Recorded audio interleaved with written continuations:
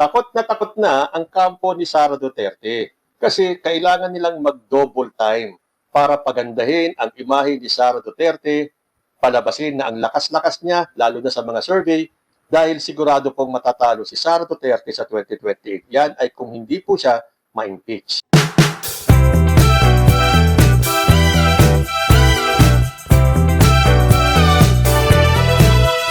Okay, paano ko po ba nasabi na takot na itong kampo ni Sara Duterte sa paparating na 2028? Unang-una, kung hindi ka ba naman nagpapakita ng takot, bakit ganito kaaga pa lang, nagdeklara na kayong tatakbo sa 2028? Hindi po ba? Yan ay senyalis ng kayo ay natatakot. Kailangan nyo ng mangampanya kagad ng ganito kaaga, mag-mind conditioning, at itanim sa isipan ng taong bayan na si Sara ay unbeatable, na siya ay malakas, na maganda ang kanyang performance, malaki ang tiwala ng taong bayan sa kanya, at kung ano-ano pang ginagawa nila para ikondisyon ang isipan ng tao na malakas si Sara Duterte at walang makakatalo sa kanya sa 2028. Pero ngayon pa lang, nagkakanda kumahog na sila para pagandahin ang imahe ni Sara Duterte. O hindi ba yan ay senyales ng pagkatakot na hindi sila manalo sa 2028? So kung papansinin nyo, nung nagdeklara si Sara Duterte na tatakbo sa 2028, double time po ang mga DDS na magpakalat ng kung ano-anong fake news para lang palitawin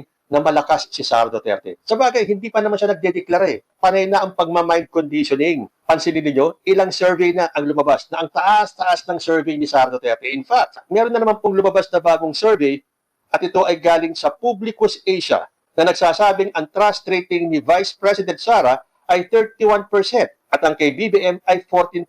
Nasabi tuloy ni Rowena Guanzon, paano mananalo ang candidate ni BBM? Dadayain nila in 2028. Naku! Mukhang baliktad siguro ang mangyayari, Guanzon. Kaya nyo pinalilitaw na malakas si Sara Duterte at kung ano-anong klase mga survey na nagsasabing mataas si Sara, para nga naman pag siya natalo sa 2028, sasabihin ninyo, dinaya. Pero teka muna, sino po ba ang may-ari at CEO ng Publicus Asia? Walang iba kundi ang DDS na si Malu Tiquia. Uy, tandaan ninyo, napanood nyo ba yung interview kay Tiquia nung sinabi niya, hindi daw siya DDS. Teka muna, bakit ba ang dami mga DDS na nagsasabi na hindi naman daw sila DDS? Pero 1 milya pa lang ang layo, amoy DDS na sila. So ito pong Publicus Asia, ang may hawak po niyan ay si Malu Tiquia. Hindi nga ba si Sara Duterte panay ang banat kay President Bongbong Marcos? Ang style ng mga DDS, maliitin natin ang gobyerno ni BBM para maniwala ang taong bayan na walang kwenta si Bongbong Marcos. Sabi pa naman ni Sara Duterte, wala pong sinseridad yang si BBM sa kanyang trabaho. Naku, look who's talking. Nakakakilabot naman itong mga sinasabi ni Sara Duterte, no? Sabagay, lahat po ng lumalabas sa bibig ni Sara Duterte, bumabalik po sa kanya. Nababack to you kay Sara Duterte. Wala daw sinseridad si BBM sa kanyang trabaho. Nakita niyo na ang ginagawa ni Sara Duterte. Imbis na magtrabaho, patunayan sa mga botante, yung mga nililigawan niya ngayon. Dahil ngayon pa lang naliligaw ng mga botante yan eh. Magtrabaho ka naman. Paano ka paniniwalaan ng taong bayan kung ganyan ang pinapakita mo? Imbis na magpasikat ka at patunayan mo that you are worth to be the president, puro paninira ka eh. Minamaliit mo ang administrasyon ni President Bongbong Marcos. Kaya lang, hindi naman kayo nagtatagumpay. Lahat na lang ng paraan ginawa nyo na para pabagsakin si BBM. Pero, bigo kayo. Kaya ngayon, doble kayod kayo. Dahil kung talagang malakas si Sara Duterte, matagal nyo nang napabagsak si President Bongbong Marcos. So ngayon, kahit na malayo pa ang 2028, kailangan nyo nang mag-double time. Kailangan maglabas na kayo ng mga fake surveys tulad itong sa Publicus Asia. Na ewan ko ba, bakit kailangan paghambingin? Iba ang trabaho ng presidente, iba ang trabaho ng vice-presidente. Pero siyempre, kailangan nilang pakita sa taong bayan na ang lakas ni Sara Duterte na walang makakatalo sa kanya. At kapag natalo siya sa 2028, dinaya siya. So ngayon pa lang, minamind conditioning na ng mga DDS kasama na si Rowena Guanzon, ang mga Pilipino, na kapag hindi nanalo si Sara Duterte sa 2028, dinaya siya. Tandaan niyo po yan. Yan ang palalabasin nila, na dinaya si Sara Duterte. Obvious naman na mahina eh. Kung talagang malakas si Sara Duterte, tulad ng lagi ko sinasabi, kahit na last minute na siyang mag-declare na siya itatakbong presidente, mananalo at mananalo siya. Hindi na kailangan ng ganito karaming pakulo. Dahil kung talagang mananalo ka, mananalo ka. So yun ang takot ng mga DDS. Kailangan nilang mag-double time. Kailangan nilang lasunin ang isipan ng taong bayan na malakas si Sara Duterte na walang ibang ginagawa kundi ang siraan si President Bongbong Marcos, mang-gaslight, mang-maliit, na akala mo naman siya ay perfect. Eh, ang dami na nga natin napanood ng mga interview ni Sara Duterte. Ako, kahit na ako, wala pa ako napanood na magandang interview o speech ni Sara Duterte. Madalas nga scripted na yung binabasa niya, palpak pa. Para siya naglo-loading, talaga matutulala siya, iisipin niya kung ano yung susunod na sasabihin niya. Eh di lalo na yung unscripted. Yung walang sinusunod na script. Tapos ito ang gugustuhin yung maging presidente. Ito ang ihaharap nyo sa international community. At kung si President Bongbong Marcos walang sinseridad, ano ang tawag sa iyo, Sara Duterte? Pa-abroad ka na lang. Nasaan yung sinseridad mo sa trabaho mo? Again, back to you. At napansin nyo ba, habang nalalapit yung petsa ng impeachment process ni Sara Duterte, ang dami nang lumalabas na intriga. Hindi nga ba lumabas yung 18 ex-Marines? Itinapat pa nila one day before the EDSA Revolution Rally. Nagtagumpay ba sila? Lumabas ba ang taong bayan para mag-rally sa EDSA para pabagsakin si Bongbong Marcos? Hindi. Ibig sabihin, walang naniwala dito sa 18 ex-Marines na to, kundi yung mga DDS dahil sila ang gumawa niyan. Sila ang nagplano niyan. Timing na timing, di ba? Nilalabas nila ang mga intriga ngayon. Dahil yung una, yung hearing ng charges against former President Rodrigo Duterte at itong impeachment case ni Sara Duterte. Kaya kanda kumahog ang mga DDS na maglabas ng issue para maiwasan ang taong bayan na mag-focus sa impeachment ni Sara Duterte. So, lumabas itong mga 18 ex-Marines na to. Tapos nagpahayag din ang pamunuan ng Iglesia ni Cristo at sila ay natatagalan na bakit hanggang ngayon hindi pa nare-resolba ang flood control scandal. Para ba namang napakadaling gawin na ma-resolba kagad ang mga anomalya sa flood control? Si Rodrigo Duterte nga nalaman niya na may anomalya sa flood control. May ginawa ba siyang hakbang? Wala. Bakit hindi batikusin ng INC? Ito na nga at gumugulong. Magtatanong kayo, bakit walang nangyayari? Meron naman na. Kaya lang ang gusto ni President Bongbong Marcos, dumaan talaga sa due process, hindi katulad ng mga DDS. Nagsalita lang yung 18 Marines, ang gusto nila mag-resign daw lahat ng mga binanggit na pangalan nitong mga marinong ito. Ganun na lang basta-basta. Pinagbintangan ka lang at wala pa silang naipapakitang prueba, mag-resign na daw. Eh bakit hindi nyo sabihin kay Sara Duterte yan? Samantalang kay Sara, bulto-bulto yung mga ebidensya. Bakit hindi nyo kino-call out na mag-resign si Sara Duterte? Selective kasi kayo. So until such time na hindi napapatunayan ng mga ex-Marines itong mga kanilang bintang, hearsay po lahat yan. So yun na nga, ex-Marines, tapos Iglesia ni Cristo nagsalita, para bang kayang-kaya nilang resolvahin kagad. Pero teka muna, bakit ba ang INC very keen dito sa flood control scandal na to? Bakit hindi nila punahin si Sara Duterte? Eh, ang dami nang lumalabas. Ilan na yung impeachment complaint? May mga kaso siya, may mga aligasyon na tinatakbuhan at ayaw sagutin ni Sara Duterte. May narinig ba tayo kahit na isang pagpuna ng Iglesia ni Cristo kay Sara Duterte? So, yun na nga. Ito mga DDS, dapat nilang maliitin lahat ng ginagawa ni President Bongbong Marcos, ng mga tauhan niya, ng kabinete niya, ng mga opisyalis ni Bongbong Marcos. Kailangan nilang sirain lahat ng reputasyon. Bakit? Hindi niyo ba nakikita mga DDS kung anong klaseng pamumuno ang mangyayari kung si Sara Duterte ang maupo? Tulad itong si Harry Roque, nung sinabi ni President Bongbong Marcos na ang kanyang ideal 2028 presidential candidate kailangan isang taong nakakaunawa sa ekonomiya.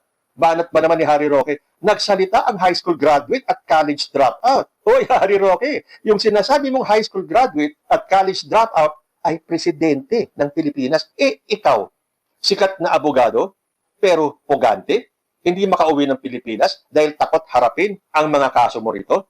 So kahit nasabihin niyo pa na high school graduate si Bongbong Marcos, o sige na nga, college dropout pa, eh sino ba ang presidente natin ngayon? Yung high school graduate na yan at college dropout. At sa sobrang pagkadesperado ng mga DDS na dapat matanggal ang balakid para manalo si Sara Duterte sa 2028. Dahil tanggapin man nila o hindi, si Bongbong Marcos ang pinakamalaking balakid kay Sara Duterte.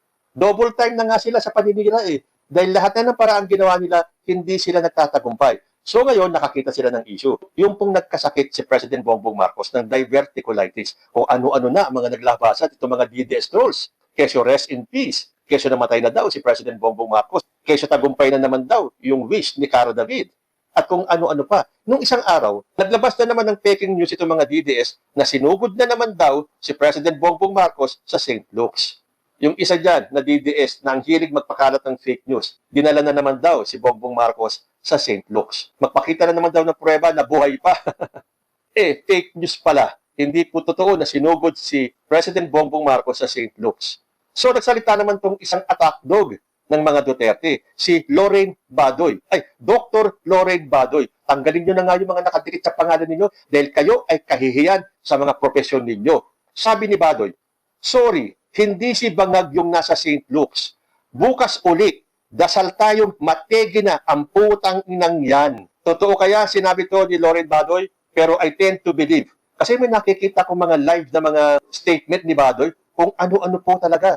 Ako ang nahihiya sa sinasabi ni Badoy, considering na doktor pala to. Ano po bang klaseng doktor si Badoy? Hindi ko alam eh.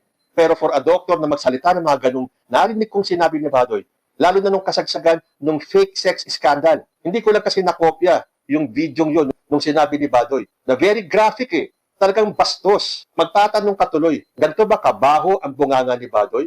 So ito, malamang talagang sinabi ni Badoy ito, na bukas uli, dasal tayong matege na ang putang inang yan. So nakita nyo na, ninormalize po kasi ni former President Rodrigo Duterte ang pagmumura, na okay lang ang pagmumura. Kung mapapansin niyo, bibihira lang, ilan-ilan lang ang mga DDS vloggers na hindi mo mariringgan na nagmumura. Aaminin ko, may napapanood din ako mga BBM vloggers na nagmumura na hindi ko magagawa kahit na gustong-gusto ko na rin murahin itong mga ito. Then below the belt na po ang pinagsasabi nila. So itong mga BBM vloggers na nagmumura na malulutong din ang murang pinapakawalan ay dahil kailangan naman magkaroon ng katapat itong mga bastos ng mga DDS vloggers na to. Alangan naman sila lang ang mura ng mura. Kung murahin nila si President Bongbong Marcos, ganun-ganun na lang. So, yung hindi ko nagagawa, bayaan natin na itong mga bata-bata pang mga BBM vloggers na balikan ng mura itong mga palamurang DDS vloggers na to. Dahil sa ginawang normal ni former President ang pagmumura. So, pansinin nyo itong mga DDS, madalas sa kanilang mga statements may kasama pong mura. So, asahan po natin, habang papalapit yung matagal pang 2028 elections, talaga pong magdo-double time itong mga DDS sa paninira ang mamaliit sa administrasyon ni Bongbong Marcos. Dahil kung papansinin nyo, lahat ng nakakabit kay President Bongbong Marcos, lahat ng mga tauhan ni BBM, sinisira ng mga Duterte. Hindi nga ba, sinabi pa ni Salvador Panelo, bilang na ang mga araw ng administrasyong ito. Yan po ay sinabi niya nung lumabas yung 18 ex-Marines. Pero teka muna, hindi po ako abogado. Pero hindi naman po yata basta-basta maniniwala ang korte sa mga haka-haka o chismis lang. Hindi ba dapat sila ay manumpa? Maglabas sila ng sworn statement? Hindi ba dapat sarili-sarili nila ang sworn statement nila? Hindi yung isang sworn statement, sama-sama na silang 18. Ibig sabihin, galaw ng isa, galaw nilang lahat, sabay-sabay. Expect pa rin po natin na maglalabasan pa ang maraming fake surveys na nagsasabing ang taas ng rating ni Sara Duterte. Expect pa rin natin ang mga pangungutya ng mga DDS, ang mga pananakot ng tulad ni Loren Badoy na binantaan yung mga pipirmang kongresista na ma-impeach si Sara Duterte. Nako, mga kongresista kayo, matakot na kayo. At kapag nanalo si Sara Duterte, tapos ang karir ninyo. Ang tanong, mananalo ba si Sara Duterte o makakatakbo ba siya sa susunod na eleksyon?